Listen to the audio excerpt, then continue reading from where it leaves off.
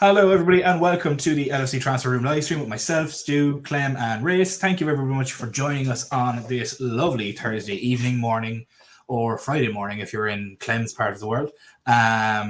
How is everybody doing today? Thank you so much for joining us. Just before we get into everything, just a little bit of housekeeping. Please make sure to like and subscribe if you haven't done so already. Make sure your notifications are on for all future streams and videos as well so that you never miss out. Now, Stu and Clem, this is your first time on stream with me. I am Irish. I speak very quickly. So if you don't understand what I'm saying, that's completely fine. Race is used to me at this point now, so I won't take offense to it. You can ask me to repeat myself. Everybody else in the chat is used to my paddy ramblings at this point now.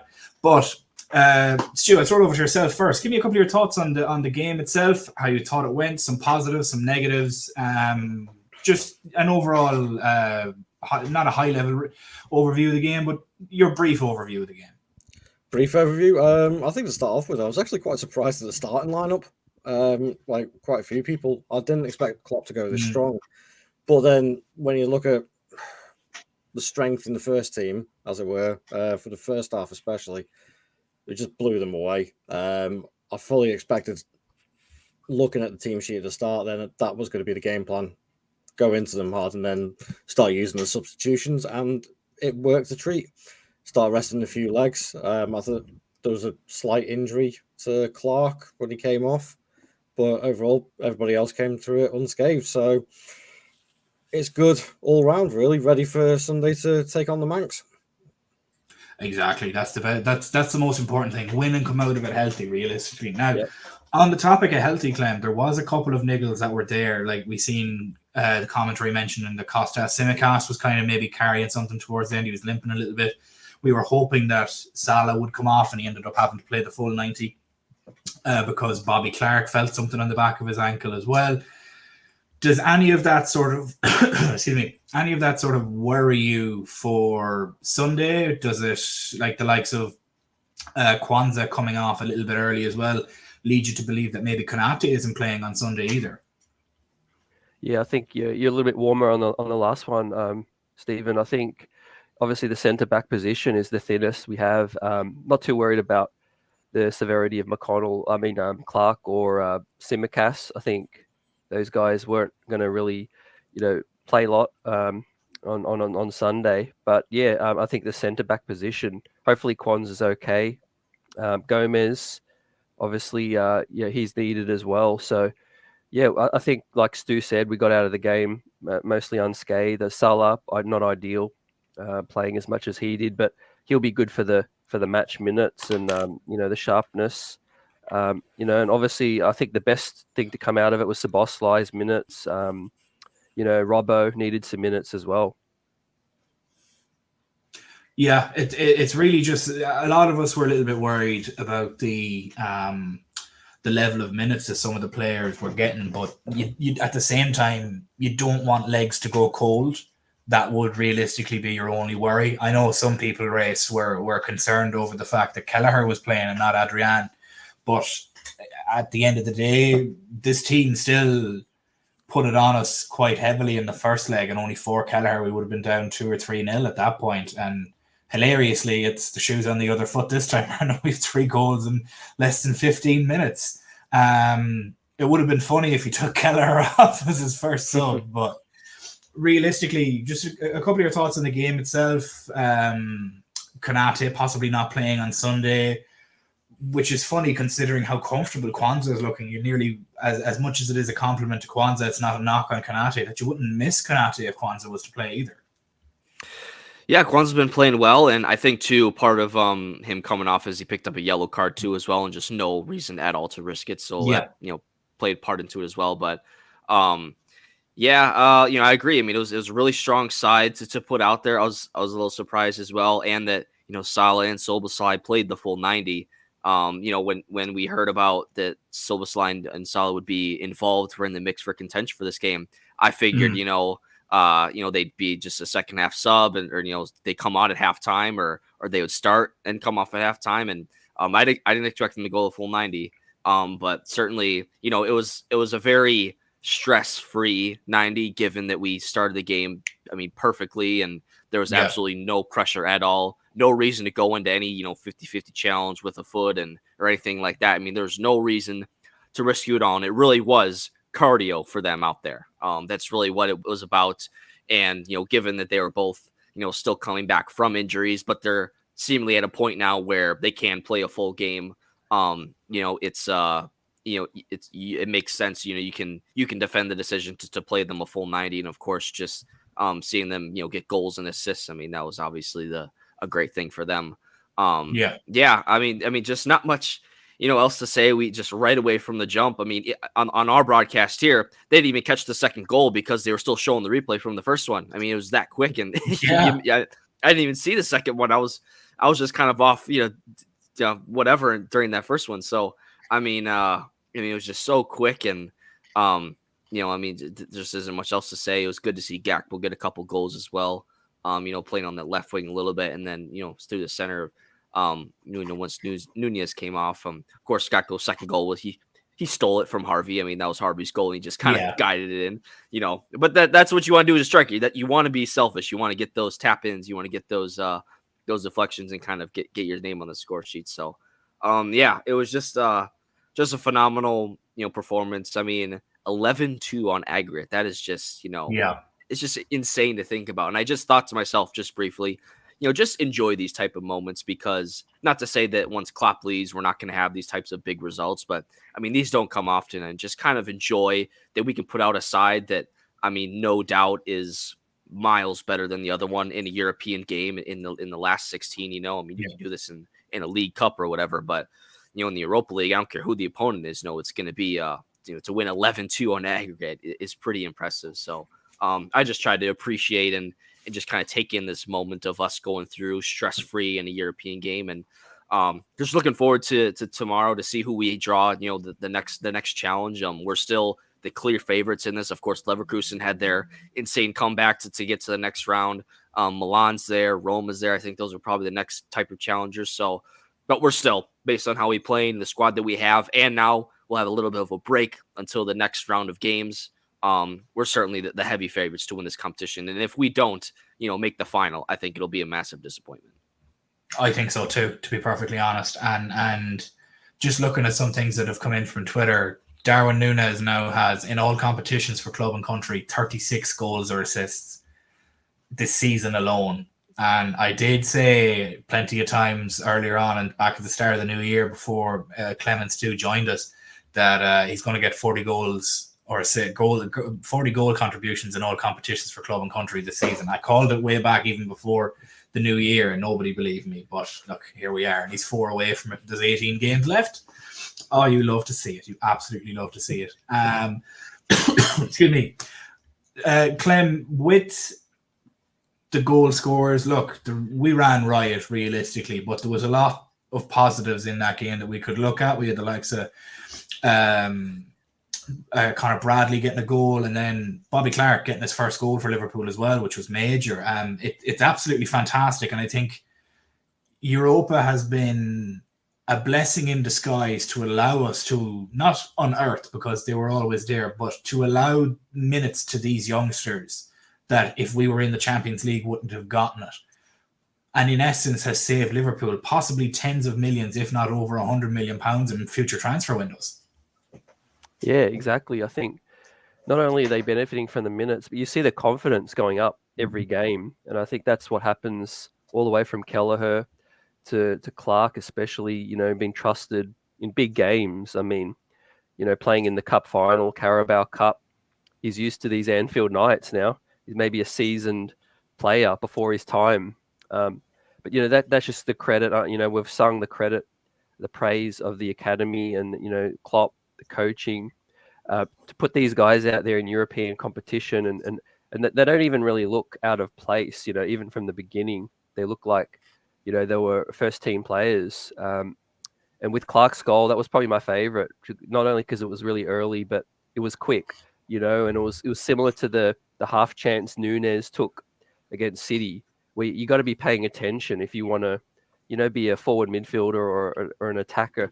You got to, anticipate, what's happening. And, and some of these other attackers have missed some chances because, they're not as switched on. But, with Salah, it was really impressive to see him get his goal.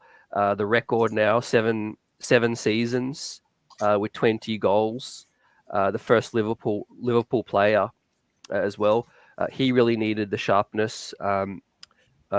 Playing 90 is not ideal, but hopefully Salah's fit and firing. We're going to need him to win the title. Exactly. It's a marathon and not a sprint, Clem, to be perfectly honest with you. And some of the players that have stepped up this season alone, Jesus, excuse me, Stu, will be Harvey Elliott. Some of people would have written him off at the start of the season. He's too small. He's not fast enough. He's not strong enough to. He's a tweener, so to speak. He's not a right centre midfielder. He's not a right midfielder. He's not a right winger. He's too slow. He's just not the right body type. But these are his statistics of when he came on today. 5 chances created, nearly 100% pass, and over 90%. 66% long balls completed, a tackle won, and there's 1 dribble completed. And that was only when he came on as a substitute. Harvey Elliott's been one of the mainstays that's really impressed this season. Has there been anybody else of the younger kids, so to speak, that has really impressed you with either composure, their finishing, maybe Jaden Dans with his 2 goals the last time, or has it been the likes of a Jarrell Kwanzaa, or who has really stood out to you among that youth squad? I think the last couple of times I've been on, I've sung Harvey Elliott's praises because I really like the lad. I think he's an absolutely amazing footballer. But if I was to go sort of next one along who has impressed me probably the most, overall, I would say Kwanzaa. I think Kwanzaa has developed so rapidly in defensive composure, his positioning, his tackling, everything. I mean, he's got Van Dijk alongside him. If you're going to learn from anyone, you're going to learn from one of the best in Europe at the moment. That's a pure fact about it. And his rapid rise, at the end of the day, he's going to save the club tens of millions. Because in the summertime, we're probably looking at getting 2 centre-back in. Now it's probably only going to be 1. Yeah. Because he has developed that quickly. I don't think anybody really expected it to, but the opportunities have come along. He's proven that he can cope with the big games as well as the small games as well. I've been thoroughly impressed with it. It was close between him and Bradley, but I think Kwanzaa just edges it for me at the moment. He's looking like a younger mini version of Van Dijk at the moment. I'm deadly serious about that.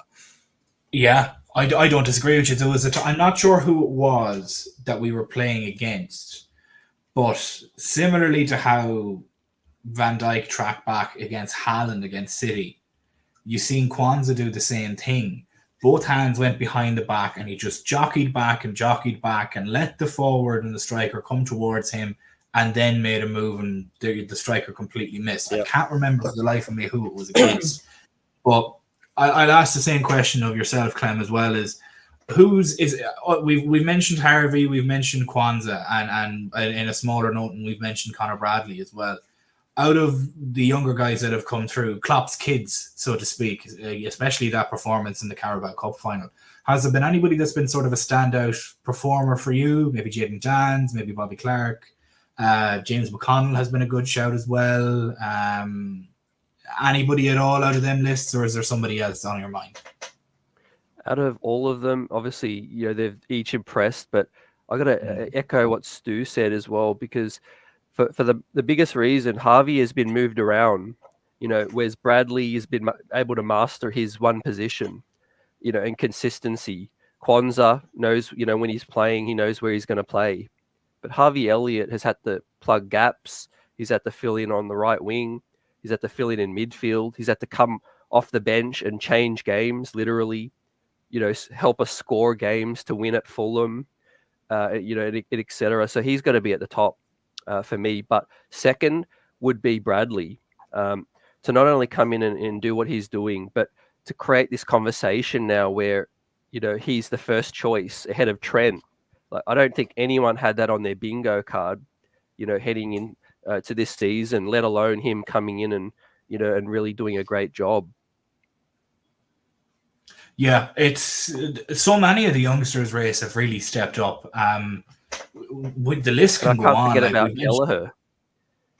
Yeah, we say youngsters, and Kelleher is only the age 24, so like it's madness to think that as well. When he seems like such a chiseled veteran too. Race, out of the youngsters that have been named, even if you have to repeat somebody or multiple ones, that we could keep going on through the list. Jaden Dans with his 2 goals previously, he's been one of my standouts. He's performed very well. He's scoring for fun in the underage leagues. Who's been your standout so far this season? For me, I think, well, first off, I want to recognize Clem's point on Harvey Elliott, just the different roles that he's played. Like you said, earlier this year, he was coming off the bench a lot, just kind of being an impact sub, and he was doing great at it.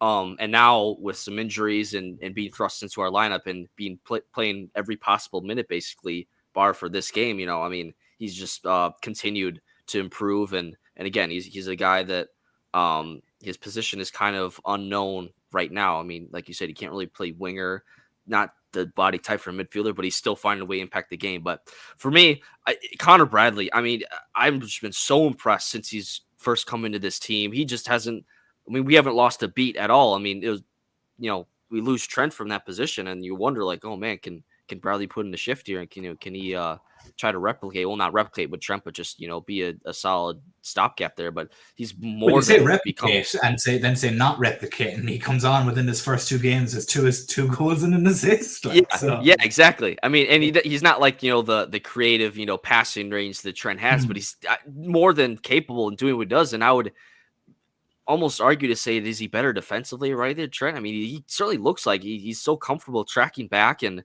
he's got some long legs, and like he just looks so comfortable out there. And I just didn't really expect that out of him. I knew he was in our squad, and he had a long-term injury to dealing with, and sometimes with these youngsters, they kind of phase out, or they just kind of you see him a couple times and they get an injury, a setback, and then we bring in another player, and they're kind of forgotten. I think, like Kelvin Ramsey's still on our books here. He's just out on loan somewhere. Like, what's his future look like for us? That's how easily things can change for a younger player. And Connor Bradley has just come in, and like Clem mentioned, like he's now creating a conversation of being our first choice right back, and moving Trent into midfield full time. Is that going to be the situation that we're in when he comes back? And Trent's gonna have to earn his spot to come back, because Bradley has shown that it's his position right now. It's his to lose. And so I've just been so impressed, and going forward too, he's offering some assists and goals, particularly to start. He even played, right wing basically in the League Cup final. That's what, we've called upon in, it's just incredible. Just, we would just a seamless almost transition from, all the injuries that we had. These kids come in, and our form is still up at tip top shape. Bradley has just been for me just an incredible find, incredible solution that we found. Exactly, and since the last time we lost, which was against Arsenal, I think that was just a gimme game. We didn't necessarily play well. Things didn't go our way. We had Konate get sent off, and multiple other things like that. And it just was one of them times where it just wasn't your day. Since then, we've yet to lose a game. We have not lost since then. And we went on one of these runs last season, which got us into Europa League, where we finished the season on 13 wins, something along those lines. So with 10 games left in the Premier League, and I believe 18 overall, would it be 18 overall? Yeah, we have the FA Cup.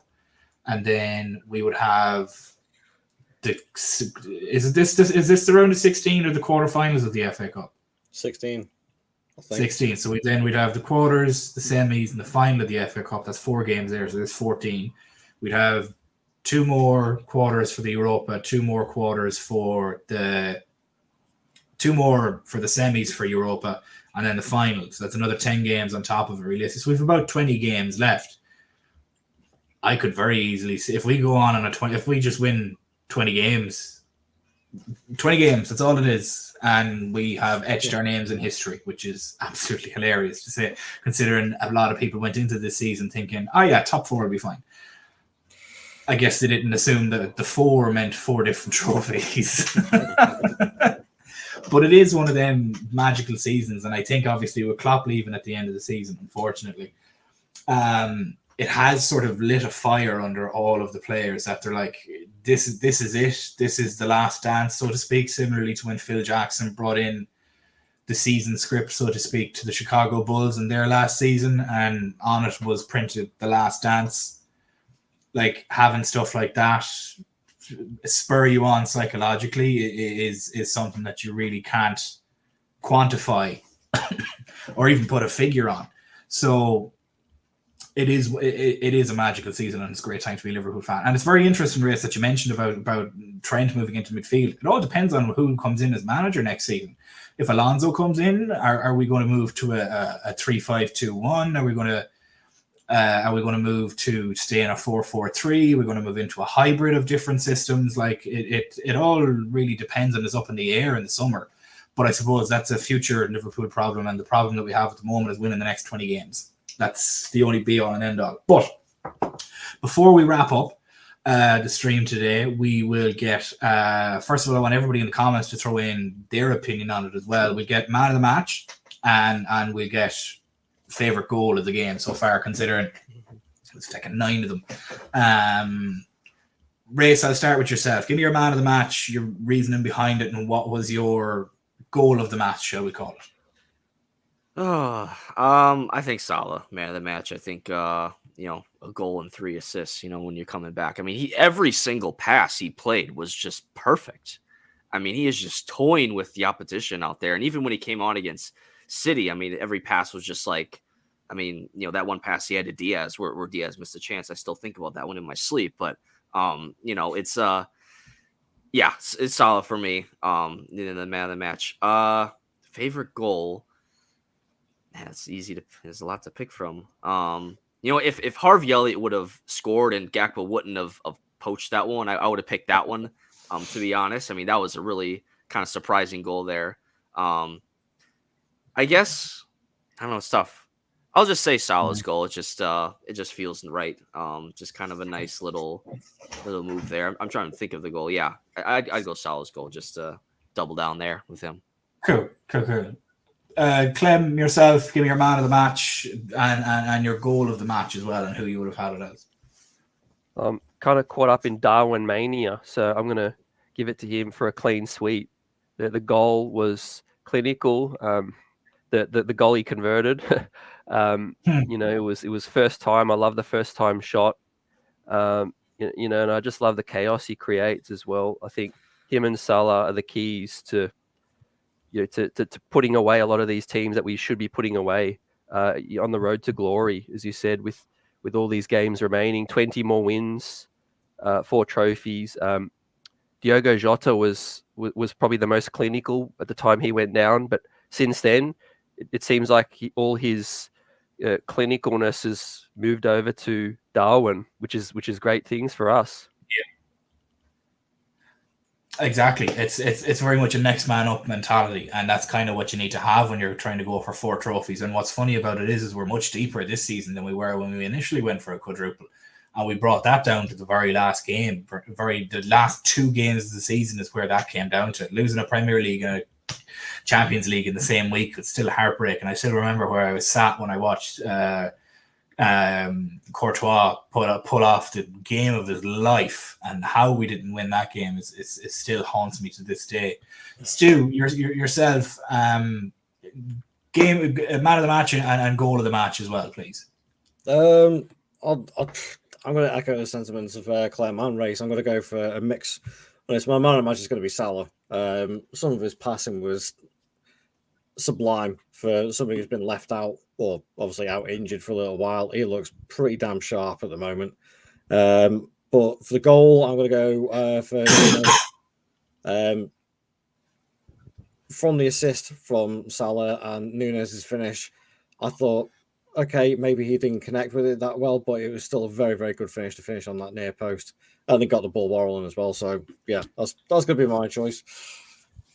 Yeah, it's my own choice myself would be Mo Salah. He now has 20 goals. I'm nearly sure I've seen it somewhere. 20 goals and oh God, where was it? He's something like 20 goals and 18 assists or something silly like that, which is absolutely nuts. but he'd be my man of the match, a goal and 3 assists. Like, he's just out there having fun at that point. You could have had 2 against City, right? 2 or 3 if Diaz. If Diaz was just able to finish as well, yeah, he could have had 2 or 3 there. Look, look, we could have had a penalty in that game as well, or should have. That game as well is probably the better wording for that. But that'll be my man of the match, and I'm very much looking forward to Sunday. I don't think we should take United lightly. I know everybody's very much in high spirits right now at the moment. We shouldn't take United lightly in any way, shape, or form, because in those type of games,